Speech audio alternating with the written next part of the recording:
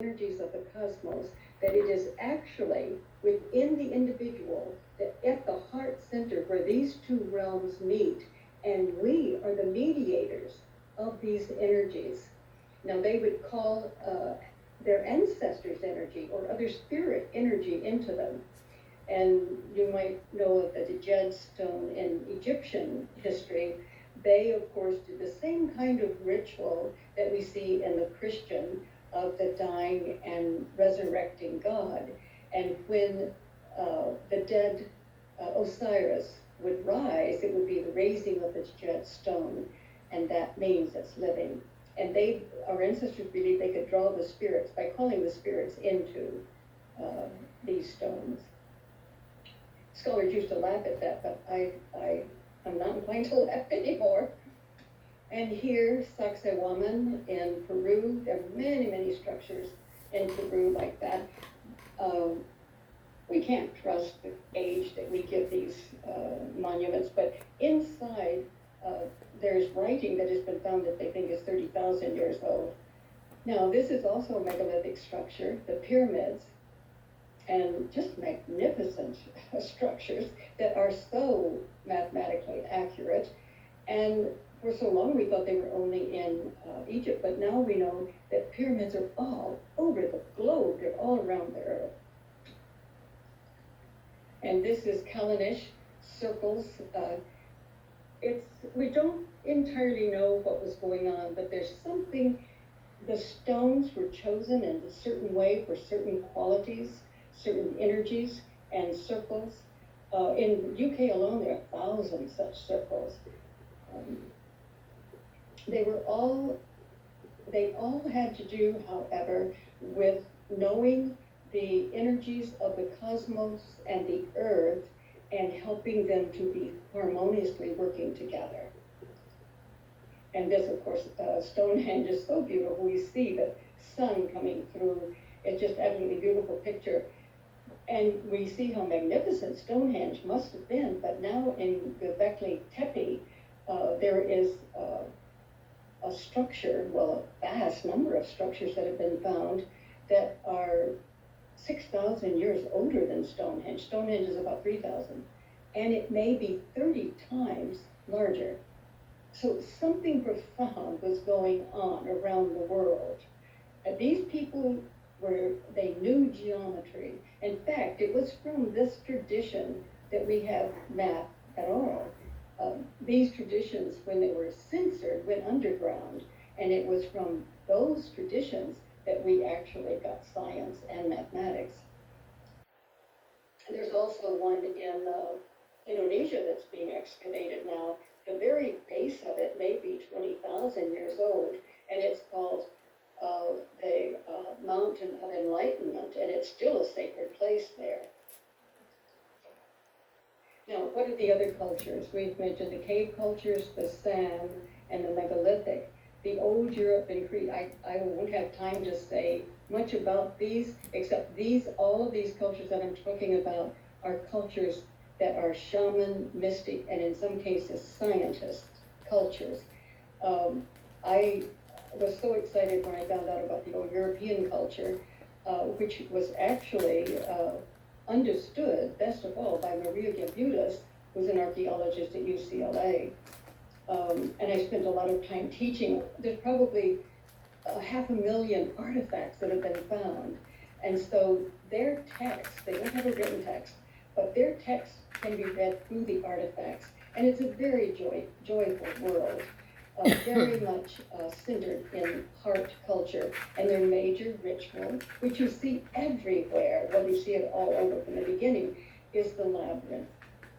And in the labyrinth, there was that sense of going deep, circling deep into oneself.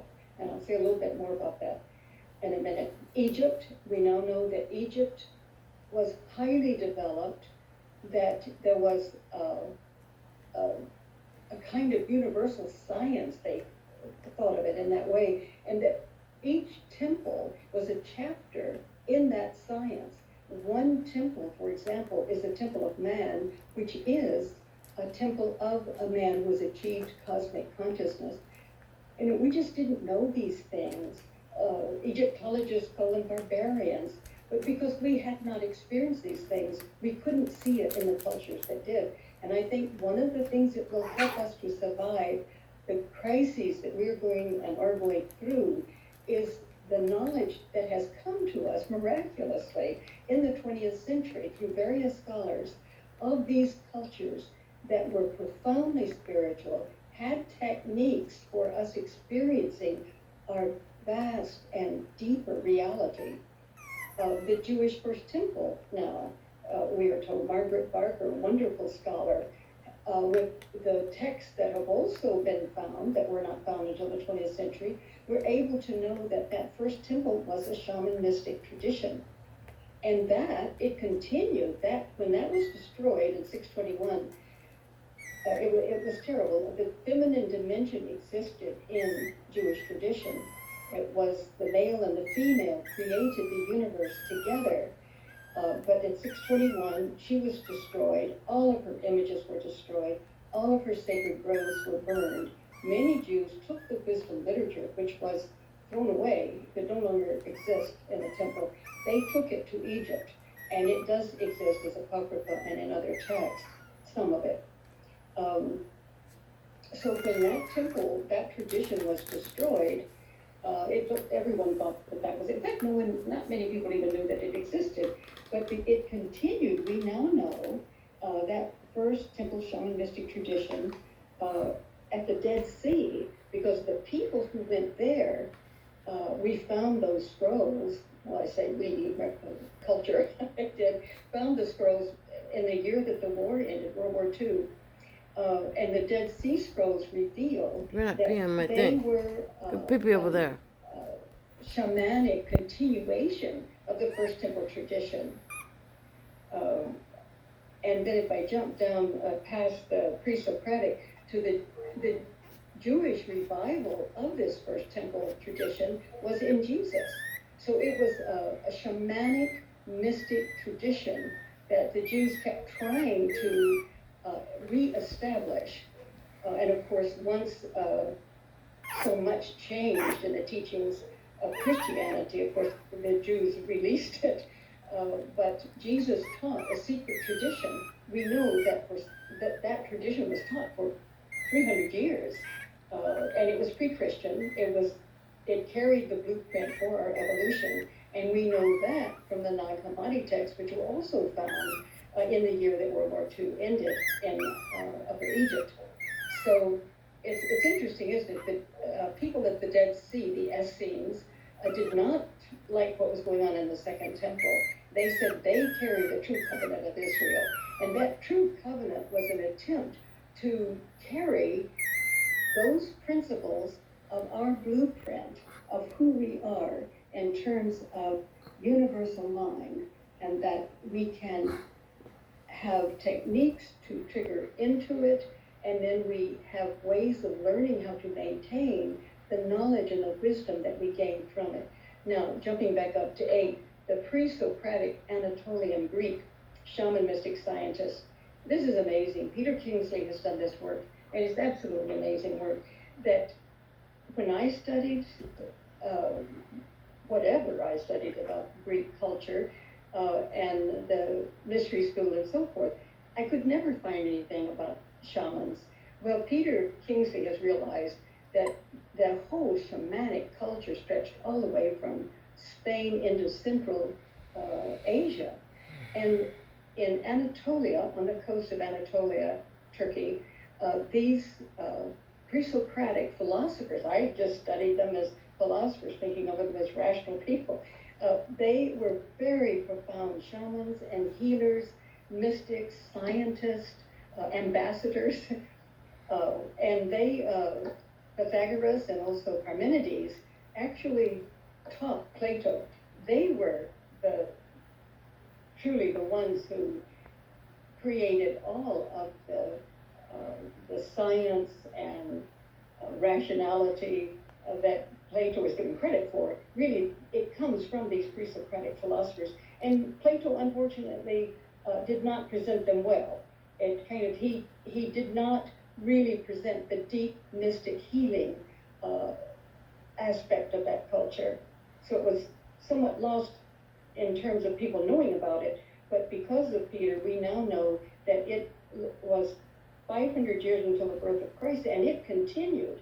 Uh, it had to go south into Egypt when the Roman Church became a censor of everything other than what it was itself. So they went into southern Egypt and then over into Baghdad and then into Persia. But by the Middle Ages, when there is a Renaissance, they come back to Europe. But we didn't know anything about that, and that's a very, very profound group of people. Now, I had said about the labyrinth that it was a very ancient ritual, and it appears everywhere and engraved everywhere. And this is what that text tells us, that we go round and round and round until we come to the center of our deepest selves, and there we confront the divine, the cosmic mind, the Christ, not as other, but as self. And that basically, if one wanted to sum up the principle of the sacred text, it is that. And of course, it is so much more. Well, a major point I want to make is that we lost that movement in many ways, and pretty much so, because of the suppression by and repression by the Roman Church and the Habsburg state from the 4th century. Once Christianity became the dominant religion, then it was impossible to own a book that the church didn't approve of. The church burned Gnostic texts, Jewish texts, Arabic texts. It killed, truly murdered men, women, and children for centuries and destroyed whole cultures, temples, sanctuaries, mystery schools. This is what happened. And yet, that wasn't the first wave of repression. The Deuteronomists in 621, remember I said that the first temple tradition was destroyed in 621 by the Deuteronomists. No one quite knows who they are, but they wrote themselves into history by getting rid of the feminine dimension of the divine, direct inner experience. And they wrote much of the Pentateuch, or the Old Testament. And I will get to the stories there, because those stories show exactly how the blueprint was repressed. But I have here that science repressed the blueprint, and it did. But I don't want to blame the scientists, because as I said before, in 1620, Europe was just on fire with Renaissance. I mean, scientists, mathematics, engineering, and studies of consciousness from London to Heidelberg, all the way into Czechoslovakia and the old empire of Rudolf. It was such an exciting period. But when the church got wind of what was really going on, they destroyed almost everything. And after that destruction, the scientists sort of tucked tail and went back to their home, wherever it was, and they knew that they could not study consciousness as they had been doing if they wanted to live. And so science was censored to only study the physical world. And it's ironic, isn't it, that it was the church that prevented science from studying the blueprint of our inner spiritual development. But as I said, that's come full circle now, because scientists have discovered quantum physics. Okay, this is the tree of life is told by Genesis, and everybody knows it. God forbids Adam and Eve from eating from the tree of life. They do, of course. And God curses the serpent, who is there, and the soil, punishes Eve, punishes Adam, and then he says they will die. Adam and Eve. In fact, they were told that if they eat of it, they will die. Here, I'm back there. Blue and red. Blue for boy, red for girl. Which is exactly the opposite, of course, of what is true. But he condemns them to death and to dust. I'm so amazed when I still hear rituals that say from dust to dust. It's a dreadful thing. And God exiles them both from the Garden of Life, so they cannot become immortal. So what we see here, this is what we call the inverted myth. And when cultures want to gain control over people, they invert the myth so that we get a view of ourselves that is so powerless. God demands, this is what God demands. Now this isn't God, this is the Deuteronomist, but it was given to us as a sacred text. This is not a sacred text because it does not follow the principles of the blueprint for our evolution, which is structured out of the organizing principles of the human psyche. It says we're to remain unconscious. We're not to eat of the tree of knowledge, and that we have to obey an outside power, and it is maintained by fear and punishment, that the female should be subjected to the male, that nature is cursed. And then we look at that and think, our ancestors loved nature. They entered into a spiritual relationship with it. And we grew up with this story of nature being cursed. Even the description of putting nature on the rack to torture her secrets out of her shows the relationship that early science has had. And we are now going to have to change that relationship, and not just to save ourselves, but to understand those laws that work in nature, because there's same laws that work in us, and we are to be united with them. And also, God says that we should die, return to dust, and that we should not be like gods. Okay. This is the real mythic pattern, and you can download these because I think it's just a perfect example of what has happened throughout the world, is that when people want control or they don't understand, then they invert the pattern and try to make us feel as though we're nothing. But the real myth is we're not to remain conscious. Life is a process of becoming conscious. We don't look to an outside power. We seek an inner knowledge so we make our own choices. Instead of male dominance, the pattern is that male and female are equal partners, just as that was true in early Jewish mythology. Instead of perceiving nature as cursed, it's sacred. And instead of perceiving ourselves as beings who die, we are eternal. And instead of perceiving ourselves as inferior beings, we are initiated into the knowledge that we are immortal, divine, and creative. Now, this is the pattern. We are immortal. There is no death. Consciousness continues. And now quantum physics will tell us the same thing. And we are divine. We're part of the divine explosion into creativity and time and space. We are creative. I've had several experiences of our creativity. Once I was back at Machu Picchu, and I saw my dead body on a gurney, and spirits were pushing it toward the Huayna Picchu, and I thought, oh great, I'm going to go to Huayna Picchu, and inside this great spirits I will be initiated, I will learn. And then as soon as they pushed me right up to the mountain, they stopped. And then suddenly everything opened in that way that the creative mind has of doing, in which suddenly you know that you are the mountain, you are the ancient ones within, you are everything, and you are divine, you're eternal, and you are creative. Another time when I must have been kind of